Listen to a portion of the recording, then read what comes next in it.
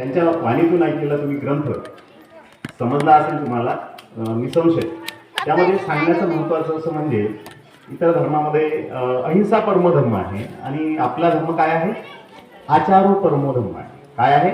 आचारो. आम्हाला सगळ्या गाथा तुमच्या वंदना पाठ असेल, सगळंच पाठ असेल, पण जर त्याचं आचरणच नसेल, पंचशील 5च शिला आहेत, 5 शिला आहेत. आपण 5 शिलं सोडून 8 शिलं पाठ केली, पण एकही शिलाचं पालन करत नसलो तर त्याला काही अर्थ नाही, है की नाही? काही शून्य आहे. आम्ही उपासक असो, उपासिका असो, आम्ही फक्त जर बोलत असो, आपण पांढरे कपडे घातले म्हणजे बुद्ध होत नाही.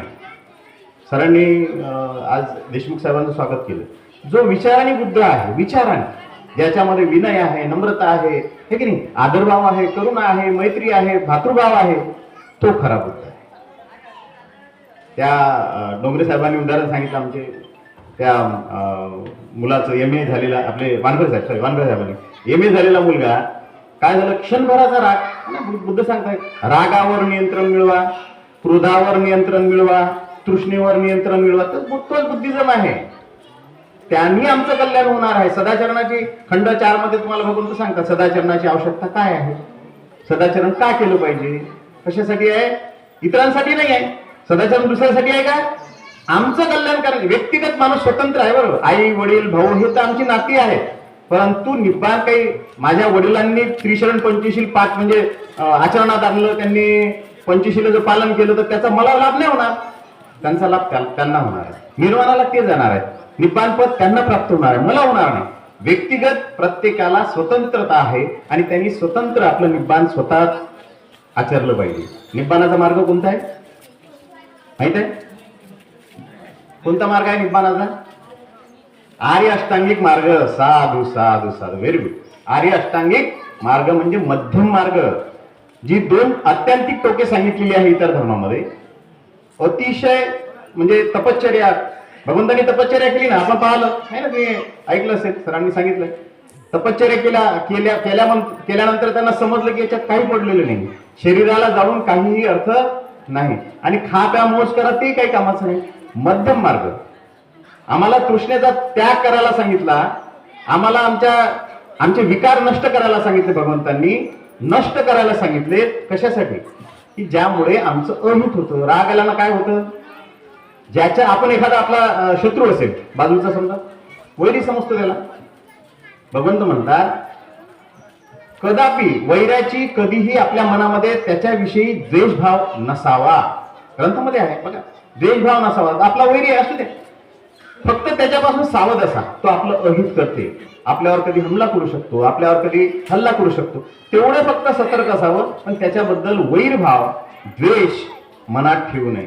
काय होतं, आमचा शत्रू आम्हाला दिसला, आम्ही एखाद्या चांगल्या कामासाठी निघालो एखाद्या कामासाठी, एखादा विद्यार्थी आहे परीक्षेसाठी चालला, आणि त्याचा बाजूचा एखादा शत्रू असेल, कोणी वैरी असेल, तो दिसला की याचं चित्त विचलित होतं. मनोपुपगमाधम्मा मनोसिट्ठा मनोमया मनसाचे पदोठेन भासती वा करती वा ततो न दुःख मनवंती चक्व वहतु पदो. भगवंत म्हणतात धम्मपदामध्ये, तुमच्या मनाची विचलता झाली, काम फसलं.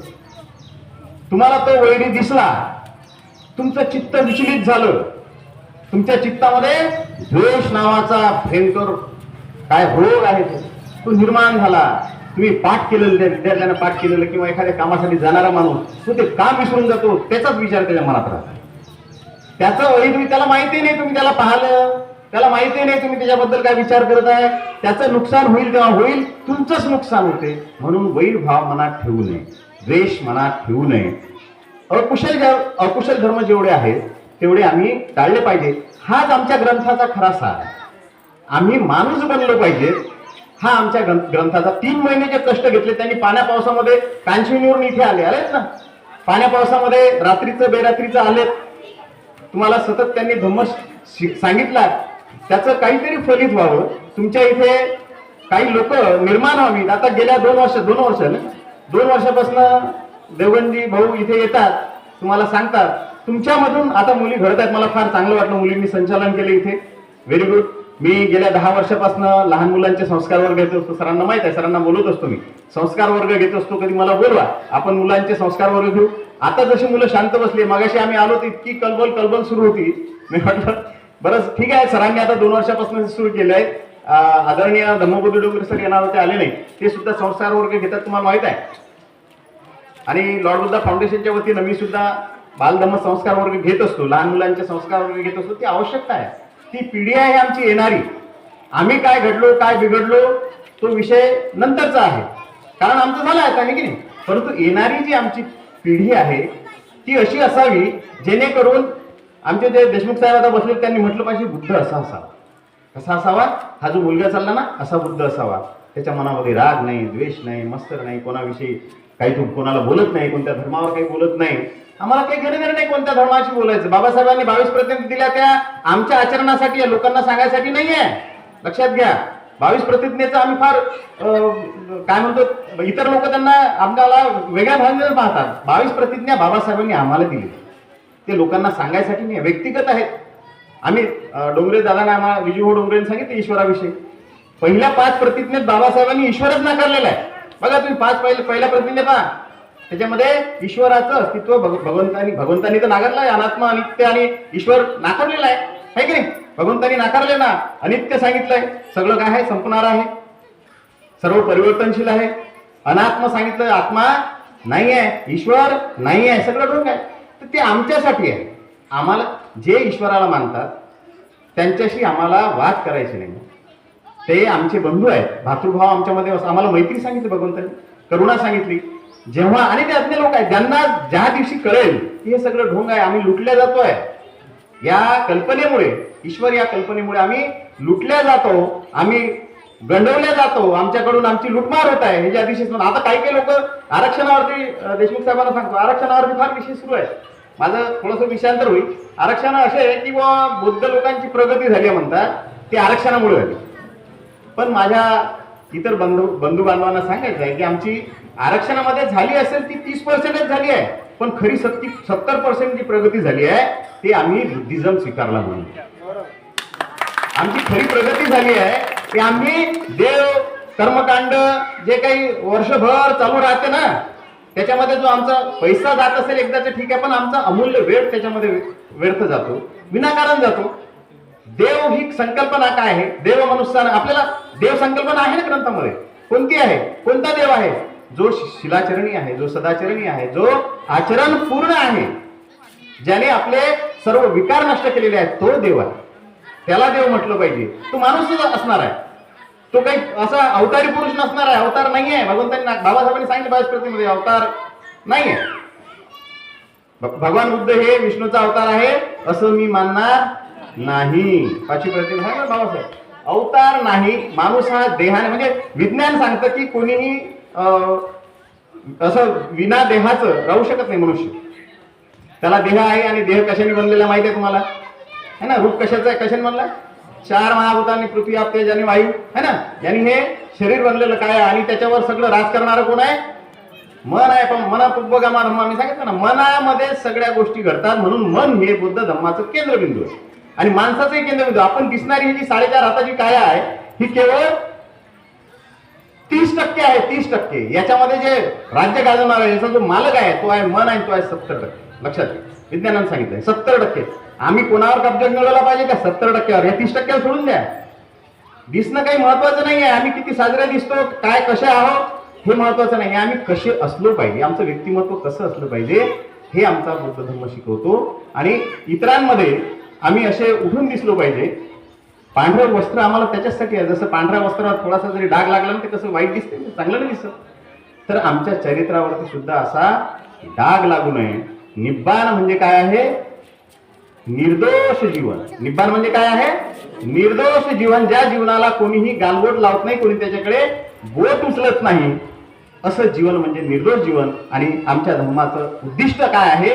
भगवंत सांगतात निब्बाण आहे. आम्ही प्रत्येकाने निब्बाण मिळवण्यासाठी, आणि त्याचा फायदा काही धर्माला नाही होणार, आम्हालाच होणार आहे. निब्बाणाचं सुख, परमसुख म्हटलं आहे निब्बाणाला. परमसुख कोणाला भेटणार आहे? आम्हालाच भेटणार आहे. आम्हीच त्या सुखामध्ये आनंदी आणि त्या सुखाचा आनंद घेणार आहोत, त्या निब्बाणाचा आनंद घेणार आहोत. सर्व काही करायचं आहे ते आमच्यासाठी करायचं आहे, आपल्यासाठी, स्वतःसाठीच करायचं आहे, इतरांसाठी नाही.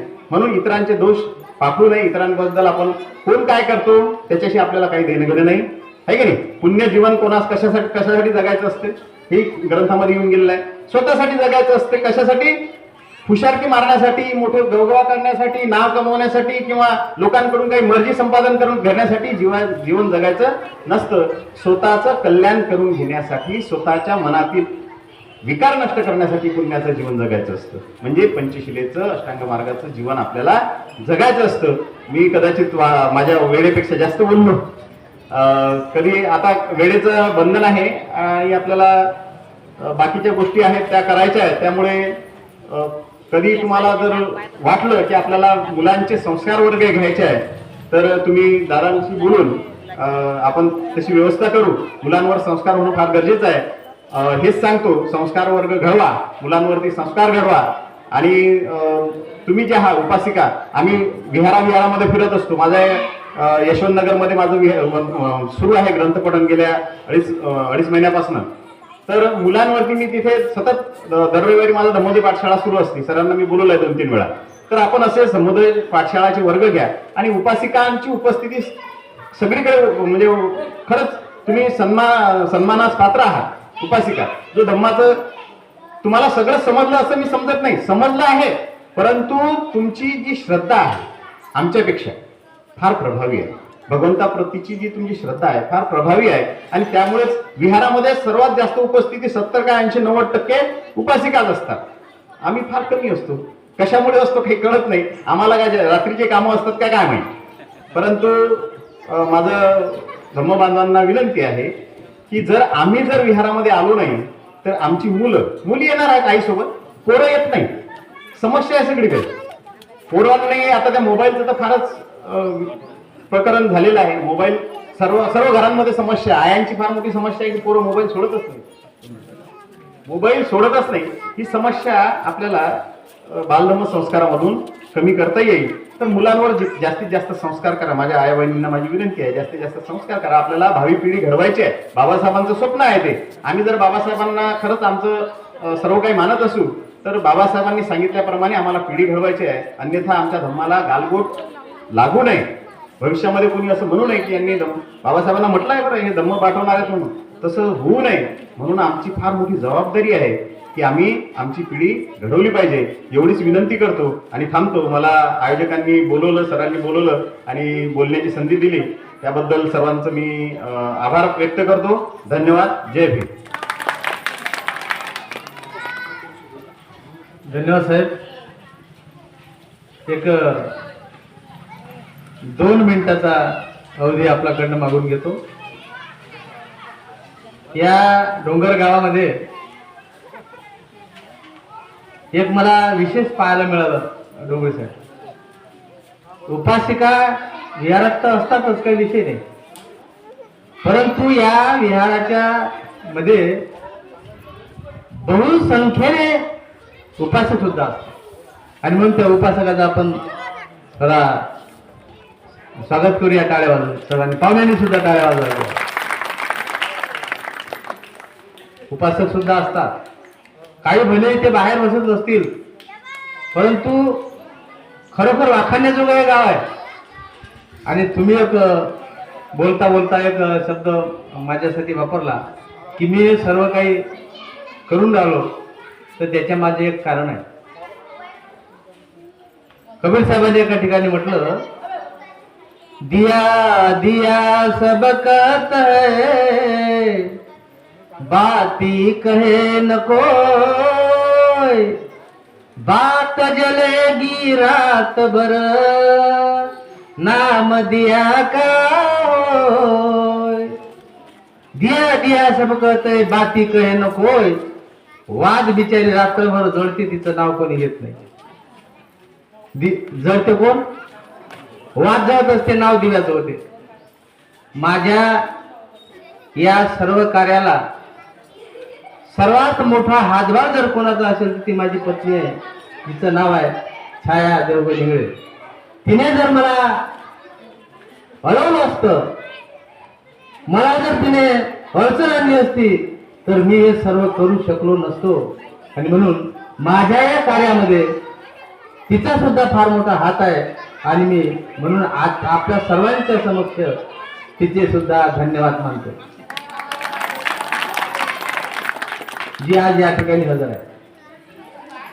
दुसरी महत्वाची गोष्ट अशी आहे की या डोंगर गावामध्ये 2 उपासिका ज्या अतिशय लहान वयाच्या आहेत आणि मी दुसऱ्या दिवशी ज्यावेळेस ग्रंथ पठणाला सुरुवात करतो तेव्हा मी त्यांना विचारत असतो की काल आपण काय पाहिलं, काल आपण कुठला विषय घेतला. ह्या 2 मुली ज्या पूजा सुरंगमल इंगळे आणि नेहा अशोकराव इंगळे ह्या 2 उपासिका अशा आहेत की ज्यांनी काल मी जो काही विषय आपण घेतला तो जसाच्या तसा दुसऱ्या दिवशी एकही शब्द कमी न सांगता तो मला दुसऱ्या दिवशी पुन्हा सांगितला. आणि म्हणून मी आमच्या कांचनीच्या ग्रंथवाचिका पुष्पाताई इंगळे, पुष्पाताई तायडे आणि आमच्या कांचनीच्या दुसऱ्या उपासिका ताईबाई वावरा या दोघींना या ठिकाणी विनंती करतो की त्यांनी पुढे यावं आणि या दोघींचा आपण पुष्पहार घालून स्वागत करावं.